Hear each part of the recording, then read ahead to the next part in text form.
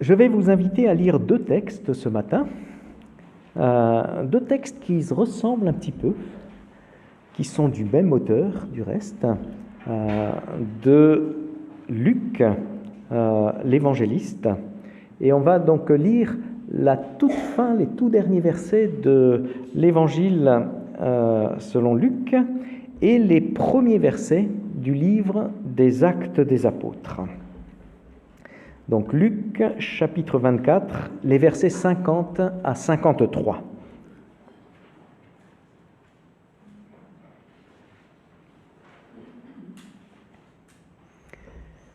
Jésus donc emmena les disciples jusque vers Béthanie, puis il leva les mains et les bénit. Pendant qu'il les bénissait, il se sépara d'eux et fut enlevé au ciel. Quant à eux, après s'être prosternés devant lui, ils retournèrent à Jérusalem avec une grande joie. Ils étaient constamment dans le temple et bénissaient Dieu. Et puis au début du livre des Actes, on va lire au chapitre 1er les 11 premiers versets. Ça commence comme une lettre. Cher Théophile, j'ai parlé dans mon premier livre de tout ce que Jésus a commencé de faire et d'enseigner jusqu'au jour où il fut enlevé après avoir donné ses ordres par l'Esprit Saint aux apôtres qu'il avait choisis. C'est à eux aussi qu'avec beaucoup de preuves, il se présenta vivant après avoir souffert. Il leur apparut pendant 40 jours, parlant du règne de Dieu. Comme il se trouvait avec eux, il leur enjoignit de ne pas s'éloigner de Jérusalem, mais d'attendre ce que le Père avait promis, ce dont, leur dit-il, vous m'avez entendu parler. Jean a baptisé d'eau, mais vous, c'est un baptême dans l'Esprit Saint que vous recevrez d'ici peu de jours. Ceux qui s'étaient réunis lui demandaient, « Seigneur, est-ce en ce temps-ci que tu vas rétablir le royaume pour Israël ?» Il leur répondit, « Il ne vous appartient pas de connaître les temps ou les moments que le Père a fixés de sa propre autorité. Mais vous recevrez la puissance quand l'Esprit Saint viendra sur vous, et vous serez mes témoins à Jérusalem, dans toute la Judée et en Samarie, et jusqu'aux extrémités de la terre. » Après avoir dit cela, pendant qu'il regardait, il fut élevé et une nuée le déroba à leurs yeux. Et comme il fixait le ciel pendant qu'il s'en allait, deux hommes en habit blanc se présentèrent à eux et dirent, « Hommes de Galilée, pourquoi restez-vous là à scruter le ciel ? Ce Jésus qui a été enlevé au ciel du milieu de vous viendra de la même manière que vous l'avez vu aller au ciel. »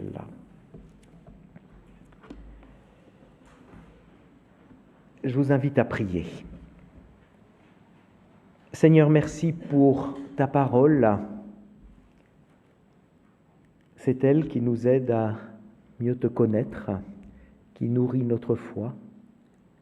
Que ta parole puisse pénétrer en nous, s'enraciner en nous, dans nos vies, dans nos cœurs. Merci d'ouvrir nos pensées ce matin et nos cœurs à ce que tu voudras nous dire. Amen.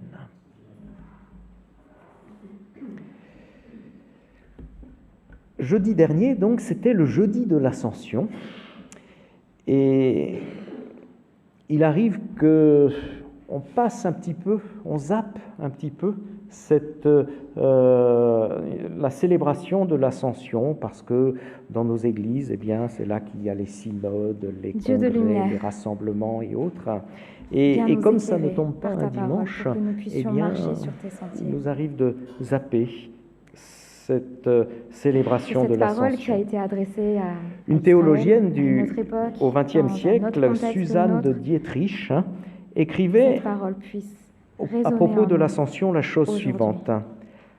Le jour de l'Ascension devrait être la plus grande de toutes les fêtes chrétiennes. Et elle ajoutait, c'est cependant une de celles dont la signification est la moins comprise. Dans son petit livre, Le dessein de Dieu, qu'elle a écrit cela. Ézéchiel, c'est un Ce drôle de matin, livre, donc, le je livre vous propose d'Ézéchiel. d'échanger quelques pensées sur l'ascension à partir des textes qu'on a lus de l'évangile de Luc, mais on va déborder un petit peu ces textes-là et aller aussi vers d'autres textes du Nouveau Testament qui éclairent justement l'ascension. Alors Luc est le seul à raconter l'événement. On trouve de nombreuses autres évocations de l'ascension dans le reste du Nouveau Testament, mais Luc est le seul à essayer de parler du phénomène qui s'est déroulé donc 40 jours après Pâques, 10 jours avant la Pentecôte, et il le fait à 2 reprises. À la toute fin de son évangile, il dit « Jésus se sépara d'eux et fut enlevé au ciel », et au début du livre des Actes, Jésus fut élevé et une nuée, le déroba à leurs yeux. Or, de nombreux peintres ont cherché à représenter l'ascension. J'ai un bel album de Rembrandt à la maison qui m'a été offert, et là, on voit cette peinture, Rembrandt qui a peint donc un Christ baigné de lumière vers le haut du tableau, puisque le bas du tableau est plutôt sombre, le haut est baigné de lumière, les bras tendus, le regard tourné vers le haut. On le voit debout sur un nuage, nuage plat, un peu cotonneux là, et on voit plusieurs petits anges, là, des chérubins qui poussent ce nuage vers le haut. C'est le dessin qu'il en a donné. C'est difficile en fait d'imaginer comment l'événement s'est produit. Mais le fait que Luc le décrive à 2 reprises, à la fin de son évangile et au début du livre des Actes, est assez significatif. Pour lui, c'est comme si l'ascension marquait en fait une césure entre 2 périodes, entre le temps de l'évangile et celui des Actes. Entre eux, on pourrait dire, le ministère terrestre de Jésus qui était entouré de ses disciples, et ce qu'on pourrait appeler du coup le ministère céleste de Jésus, et où les disciples, là maintenant, sont envoyés dans le monde par la puissance de l'Esprit Saint. Dans l'Évangile, on voit qu'il y a une sorte de mouvement centrifuge autour de Jésus. Les disciples sont rassemblés autour de lui et vont le suivre. Dans les Actes, on voit un mouvement inverse. Les disciples sont envoyés dans le monde par l'Esprit. Et l'ascension marque la césure, en quelque sorte, entre ces 2 périodes. Alors, dans un premier temps, on peut dire que l'ascension, donc, vient clore le ministère de Jésus. C'est comme ça qu'on lit l'événement à la fin de l'Évangile. Et on remarque que, je vous inviterai à relire tout le chapitre 24 de l'Évangile, on remarque que Luc raconte l'ascension comme si elle s'était déroulée le soir même de Pâques. Comme il télescope en quelque sorte les événements, et on a comme l'impression là, que l'ascension a lieu le soir même de Pâques. Ce qu'il veut mettre en évidence, c'est que l'ascension, eh bien, c'est la suite logique de Pâques. C'est au travers de la résurrection et de l'ascension que Dieu réhabilite son Fils. Les hommes l'ont rejeté et l'ont crucifié. Dieu, lui, le ressuscite et l'élève à la plus haute place. Dieu a fait Seigneur et Christ ce Jésus que vous avez crucifié, dira l'apôtre Pierre le jour de la Pentecôte. Avec la résurrection, eh bien, l'ascension révèle pleinement qui est Jésus. C'est le Christ, le Fils de Dieu, le Seigneur, celui qui est venu d'auprès du Père et qui maintenant retourne auprès de lui. D'une certaine façon, on pourrait dire, avec l'ascension, la boucle est bouclée, le ministère terrestre de Jésus s'achève. La lettre aux Hébreux, qu'on trouve vers la fin du Nouveau Testament, va même un peu plus loin, en révélant un aspect peut-être méconnu, en tout cas que moi j'ai méconnu pendant longtemps, de l'ascension, ou de ce qui se passe, on pourrait dire, dans la foulée de l'ascension. Hébreux 4, 14 parle de Jésus, notre grand prêtre, qui a traversé les cieux. Et cette traversée des cieux, eh bien, c'est une autre manière de dire l'ascension. L'ascension est décrite ici un petit peu comme le grand prêtre qui, dans l'Ancien Testament, traversait le sanctuaire pour aller vers le lieu très saint. Et eh bien, l'auteur de l'Épître aux Hébreux va reprendre cette idée-là pour parler de l'ascension. Jésus, notre grand prêtre, a traversé les cieux. Un peu plus loin, au chapitre 8, il donne plus de précision. Il dit « Ce grand prêtre s'est assis à la droite du trône de la majesté et il s'est mis au service du sanctuaire céleste. » Encore un petit peu plus loin, au chapitre 9, il est dit « Ce grand prêtre a traversé en fait le sanctuaire céleste. Il y est entré une fois pour toutes, non pas avec le sang des boucs et des taureaux, mais avec son propre sang, et il nous a obtenu une rédemption éternelle. » Toujours un tout petit peu plus loin, dans ce chapitre 9, il ajoute qu'il est devenu ainsi, Jésus, le médiateur d'une alliance nouvelle. En remontant auprès de Dieu, après son sacrifice à la croix et sa résurrection, Jésus nous garantit une relation nouvelle avec Dieu. C'est l'alliance que le prophète Jérémie avait décrite et annoncée, une alliance qui repose désormais non plus sur l'obéissance stricte à la loi, mais qui repose sur le pardon de nos péchés. Une alliance où l'Esprit nous est donné pour inscrire dans nos cœurs la volonté de Dieu, une alliance de grâce. Et encore un petit peu plus loin, au chapitre 9, il nous est dit « Le Christ est entré dans le ciel afin de paraître maintenant pour nous devant Dieu. Il a aboli le péché par son sacrifice. » Cette remontée donc de Dieu, de Jésus auprès du Père, eh bien, est un peu décrite comme la traversée du grand prêtre qui traversait le temple pour aller jusque dans le lieu très saint où, une fois par an, il allait mettre le sang du sacrifice sur les cornes de l'arche de l'Alliance, sur l'arche de l'Alliance plutôt, sur le couvercle, et où il obtenait ainsi le pardon pour le peuple. L'ascension, on pourrait dire, permet au Christ de finaliser sa mission. En remontant auprès du Père, c'est comme si notre grand prêtre était allé faire valoir la valeur de son sacrifice pour nous, et c'est dans ce sens que l'Épître de Jean peut dire que nous avons en Jésus un avocat auprès du Père. Dans ce sens aussi que l'apôtre Paul déclare en Romains 8 « Qui accusera les élus de Dieu ? Dieu est celui qui justifie. Qui les condamnera ?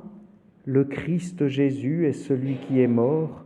Bien plus, il est ressuscité. Il est à la droite de Dieu et il intercède pour nous. » Cette intercession de Jésus pour nous, c'est, on pourrait dire, sa plaidoirie d'avocat qui nous séparera de l'amour du Christ, poursuit Paul, rien ni personne.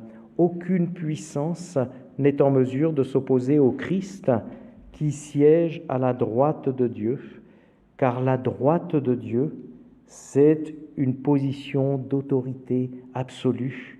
Aucune autre puissance spirituelle ne peut intervenir contre nous dès lors que le Christ est à la droite de Dieu, comme notre avocat. L'ascension, donc, eh bien, elle raconte, on pourrait dire, la fin, la finalisation du ministère terrestre de Jésus. Elle y apporte sa conclusion. Mais l'ascension ne raconte pas seulement la fin du ministère terrestre de Jésus, elle ouvre aussi, en fait, une nouvelle page. on pourrait dire, le deuxième volet de la grande histoire qui a débuté avec l'Évangile.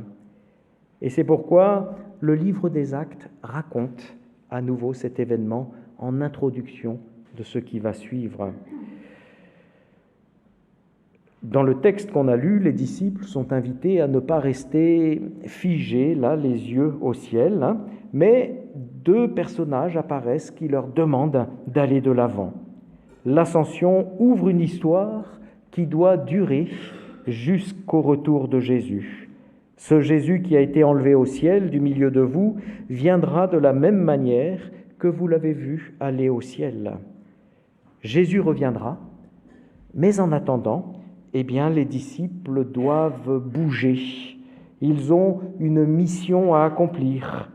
D'abord, celle de recevoir l'Esprit Saint, puis de se laisser envoyer jusqu'au bout du monde pour être ses témoins. Le credo dit « Il est monté au ciel, il siège à la droite de Dieu, le Père Tout-Puissant, il reviendra de là pour juger les vivants et les morts. » Je disais tout à l'heure que la cession, le fait de s'asseoir à la droite de Dieu, marque en fait une position d'autorité suprême. Dans la Bible, la droite de Dieu désigne toujours sa puissance souveraine. Dans l'Ancien Testament, il est assez fréquemment mentionné la droite de Dieu. Par exemple, dans le psaume 118, les versets 15 et 16, « Des cris de joie et de salut s'élèvent dans les tentes des justes. La droite du Seigneur déploie sa force. » La droite du Seigneur est élevée. La droite du Seigneur déploie sa force. Ou bien encore dans Ésaïe 41, verset 10, « Sois sans crainte, car je suis avec toi. N'ouvre pas des yeux inquiets, car je suis ton Dieu. Je te fortifie, je viens à ton secours, je te soutiens de ma droite victorieuse. » La droite de Dieu, dans la pensée biblique, c'est la position d'autorité suprême. C'est la position, en fait, à partir de laquelle Jésus va poursuivre son œuvre, et cela jusqu'à son retour. Beaucoup de commentateurs ont noté qu'au début du livre des Actes, le chapitre 1, verset 1, et entre autres Daniel Marguerat, que j'ai consulté, Acte 1 dit que l'Évangile racontait seulement ce que Jésus a commencé de faire et d'enseigner. Et donc on doit comprendre que le livre des Actes raconte la suite de son œuvre, ce qu'il va maintenant continuer à faire. Beaucoup ont noté aussi que le titre du livre, Actes des Apôtres, qui a été donné seulement au XIIe siècle, ce titre, pour le deuxième livre de Luc, n'est donc pas totalement juste finalement. Et en s'inspirant d'un théologien comme John Stott, on pourrait proposer un titre comme celui-là, « Actes et paroles de Jésus par l'intermédiaire des apôtres remplis du Saint-Esprit ». Alors, ça fait un titre un peu long, et donc on comprend que ce n'est pas ce titre-là qui a été donné, mais ça décrirait mieux le contenu de ce qui, théologiquement, de ce qui est donné dans ce livre. Le livre va raconter ce que Jésus continue de faire et qu'il va continuer de faire par l'intermédiaire des apôtres remplis de l'Esprit Saint. Ce qu'il est important de noter, c'est que l'ascension ne nous parle pas de la disparition de Jésus. Elle nous raconte la suite de son ministère à la droite de Dieu. La Pentecôte, qui vient quelques jours après, ne nous parle pas du remplacement de Jésus par le Saint-Esprit, mais du don de l'Esprit qui rend possible la poursuite du ministère du Christ à travers son Église. Et c'est pourquoi on ne doit jamais penser le ministère de l'Esprit indépendamment de celui de Jésus. Selon l'évangile de Matthieu, avant de remonter vers le Père, Jésus a dit « tout pouvoir m'a été donné dans les cieux et sur la terre. Et il a ajouté aussi, en donnant cette assurance, et voici, je suis avec vous tous les jours jusqu'à la fin du monde. Oui, le Saint-Esprit vient rendre le Christ présent, et pas n'importe quel Christ, si on peut le dire de cette façon-là, mais le Christ assis à la droite du Père, celui qui a reçu tout pouvoir pour garantir la nouvelle alliance et pour nous envoyer dans le monde. Et d'autres textes du Nouveau Testament le disent aussi à leur manière. Philippiens chapitre 2, les versets 9 et 11, voilà, qui est affiché ici. Dieu l'a souverainement élevé et lui a donné le nom qui est au-dessus de tout nom, pour qu'au nom de Jésus, tout genou fléchisse, dans les cieux et sur la terre et sous la terre, et que toute langue confesse que Jésus-Christ est Seigneur à la gloire du Père. L'élévation de Jésus a permis qu'il reçoive le nom qui est au-dessus de tout nom, et c'est ce nom-là que les apôtres vont désormais invoquer, comme on le voit dans le livre des Actes, juste après au chapitre 3, lors de la guérison d'un homme infirme, « Au nom de Jésus, lève-toi et marche ». Jésus, le seul nom qui a été donné, par lequel nous pouvons être sauvés, dit Acte 4, 12. Et jusqu'à aujourd'hui, eh bien, l'Église agit, elle prie, elle baptise au nom de Jésus, parce que c'est la suite du ministère de Jésus à partir de la droite de Dieu. Acte 2, 33 qui dit « Élevé à la droite de Dieu, il a reçu du Père l'Esprit Saint qui avait été promis et il l'a répandu ». Ce que l'on va vivre dans quelques jours, que l'on va célébrer dans quelques jours. Éphésiens 4, je lis ici à partir du verset 10, « Celui qui est descendu, c'est le même qui est monté au-dessus de tous les cieux, afin de remplir toutes choses. C'est lui qui a donné les uns comme apôtres, les autres comme prophètes, les autres comme évangélistes, les autres comme pasteurs et docteurs, pour le perfectionnement des saints, cela en vue de l'œuvre du service et de l'édification du corps du Christ. » Le Christ est à la droite de Dieu pour édifier son Église, pour la construire selon la promesse qu'il avait donnée. Et c'est encore ici l'histoire que va raconter le livre des Actes et qui doit s'étendre jusqu'à son retour. L'Ascension, c'est donc la fête chrétienne qui nous rappelle que le Christ règne, qu'il a été élevé à la plus haute place. Nous appelons de nos prières son règne sur la terre, mais cette prière n'implique aucunement que ce règne serait incertain. Bien au contraire, ce règne est assuré. Notre prière dit simplement notre aspiration à voir ce règne s'établir parmi nous. Dans un monde où le moral de l'Église est quelquefois en berne, où le mal semble souvent l'emporter, nous avons besoin de nous rappeler le sens de l'ascension. Le Christ règne. Aucune puissance n'est en mesure de remettre en cause ce règne. Il règne pour nous garantir le pardon de nos péchés. Il règne pour nous garantir l'entrée dans la nouvelle alliance. Il règne pour transformer nos vies, nos cœurs par son esprit. Il règne pour bâtir son Église comme il l'a promis. Il règne lorsque nous allons sur les routes du monde, sur nos lieux de travail, auprès de celles et ceux qui ne le connaissent pas et qui peut-être même se moquent de lui.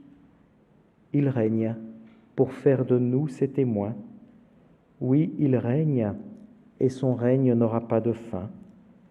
Il règne et il viendra établir ce règne pour l'éternité. Le Christ règne, c'est le sens de l'ascension. Amen.